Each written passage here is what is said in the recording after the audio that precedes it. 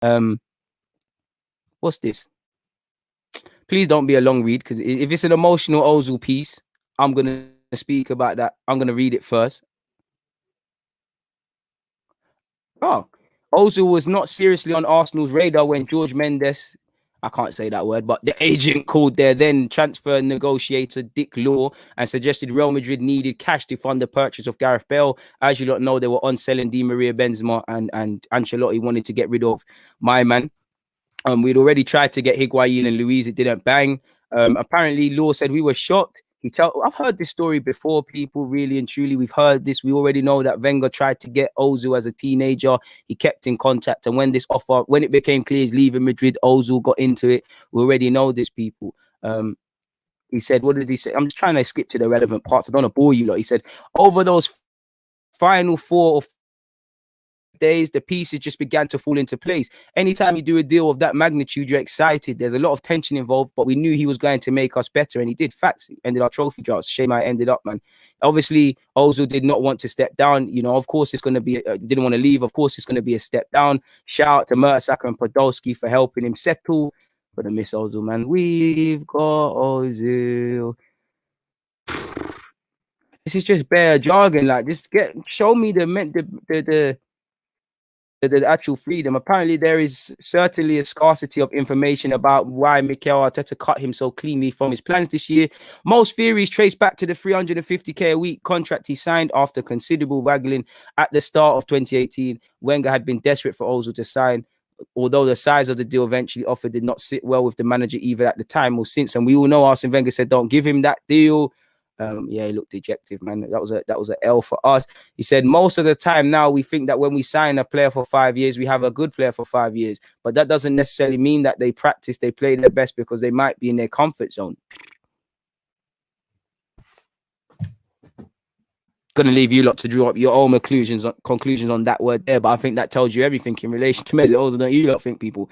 As great as it is, apparently Arsene knew how to deal with Mesut as a player and as a man, because Wenger will stroke your ego. Wenger is, he's that favorite teacher. He's that. I do it right now. I'm probably the favorite with my niece, because I don't shout at my niece. My nephew, I'll be hard body, but my niece, there, it's all right. This and that.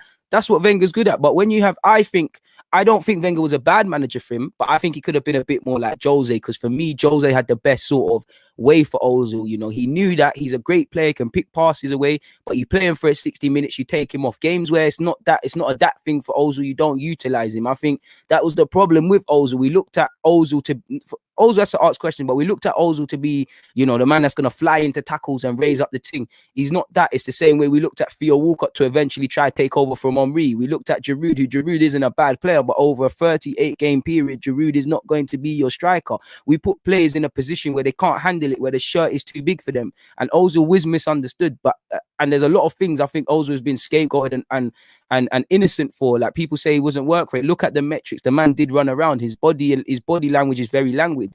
It's very much an English thing, running around for the sake of it. You look at Martial, you look at Ozil, you only start exerting yourself when there's a need. That being said, Ozil didn't develop, in my eyes anyways, last 3 or so years. He didn't develop. He didn't change the way he wanted to play. He didn't apply himself in that fashion consistently. He didn't push himself to be better. I was happy to play within himself, really. And that's why I don't think you can just blame Ozil, just blame the club. It's a cocktail of reasons. Either way, it's a disappointment. He also said they were on the same wavelength. He was given room to breathe and play, not many restrictions. And I think Ozil needs that. You can tie him down to certain things, but with players like that, you've got to go and let them have the freedom to go and express themselves. Arteta understood that. Something's got to have changed, because Arteta understood that. Arteta was using him. Arteta was saying, there's always a place for a player with disability. Then something's changed, whether it's the wages, whether it's the China business, whether it's he feels he's not doing the business in a game or training. Personally, I think it's a thing. He didn't take the wage cut, and Arteta saw that as cool. You're not one of my doggies, so you're out of this thing now. You're a former teammate of mine. You're not doing this thing for me. I can't rely on you. You're out of this thing. Simple as that. Trying to move forward, he said, Ozil, Emre weren't here for this. He got an assist against West Ham for Lacazette. He done what he needed to do.